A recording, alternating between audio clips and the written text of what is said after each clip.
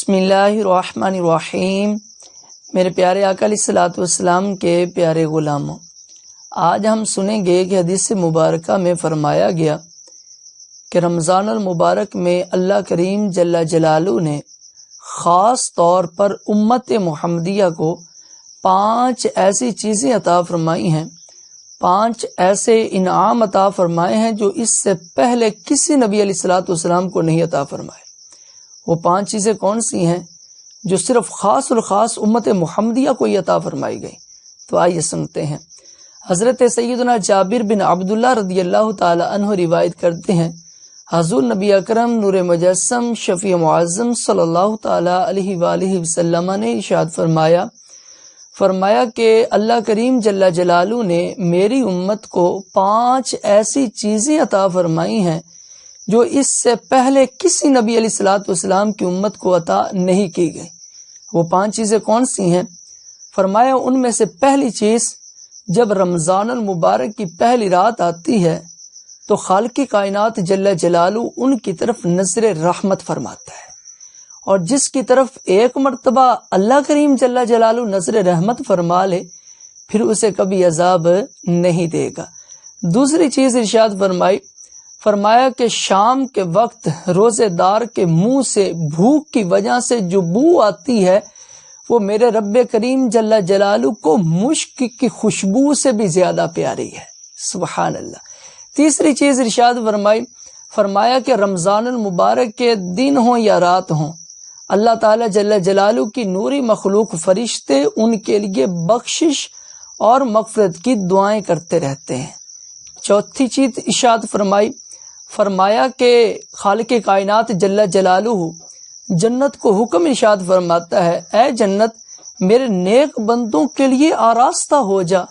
ان قریب وہ دنیا کی مشقتوں اور تکلیفوں سے تھکے ہارے ہوئے میرے گھر اور کرم میں آ کر راحت پائیں گے، اور جب وہ میرے گھر اور کرم میں آ کر راحت پائیں گے تو پھر انہیں کسی قسم کی کوئی پریشانی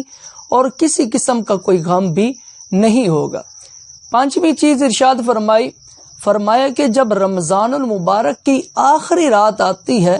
تو اللہ کریم جل جلالہ سب کی بخشش فرما دیتا ہے، سب کو بخش دیتا ہے۔ قوم میں سے ایک شخص نے کھڑے ہو کر عرض کی، یا رسول اللہ صلی اللہ تعالی علیہ وآلہ وسلم، کیا یہ لیلۃ القدر کی رات ہے کہ اس رات میں اللہ تعالیٰ سب کو بخش دیتا ہے؟ تو حضور علیہ السلام نے ارشاد فرمایا، نہیں، یہ لیلۃ القدر کی رات تو نہیں۔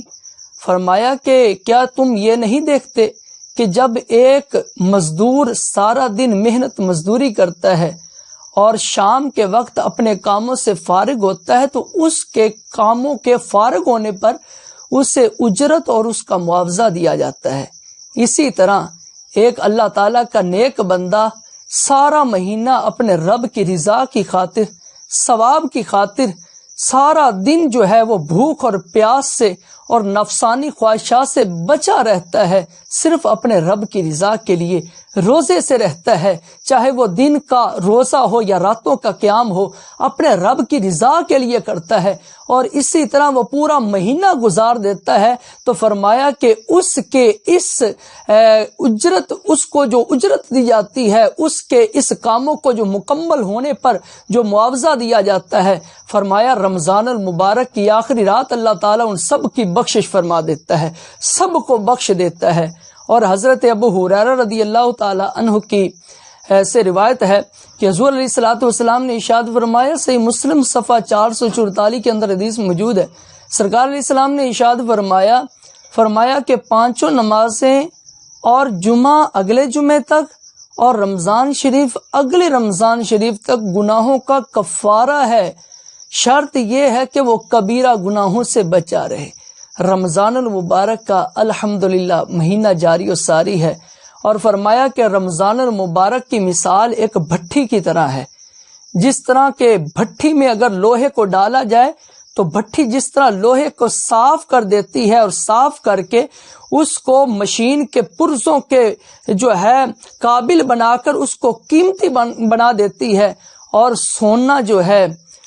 سونے کو زیور بنا کر آراستہ کیا جاتا ہے اور اس کو استعمال کے قابل بنا دیا جاتا ہے، اسی طرح میرے رب کا پیارا مہمان مہینہ رمضان المبارک گناہ گاروں کے دلوں کو پاک کرتا ہے، گناہ گاروں کو پاک کر دیتا ہے۔ جب ان کے دل سیاہ ہو جاتے ہوتے ہیں گناہ کر کر کے، یہ میرے رب کا پیارا مہمان مہینہ ان کے درمیان آ کر ان کے گناہوں کو جو ہے وہ دور کر دیتا ہے، ان کے دلوں کو صاف کر دیتا ہے، اور وہ بالکل گناہوں سے پاک ہو جاتے ہیں۔ اور جو اللہ کے نیک بندے ہوتے ہیں، یہی رمضان المبارک ان کے درجات کو اور زیادہ بلند فرما دیتا ہے۔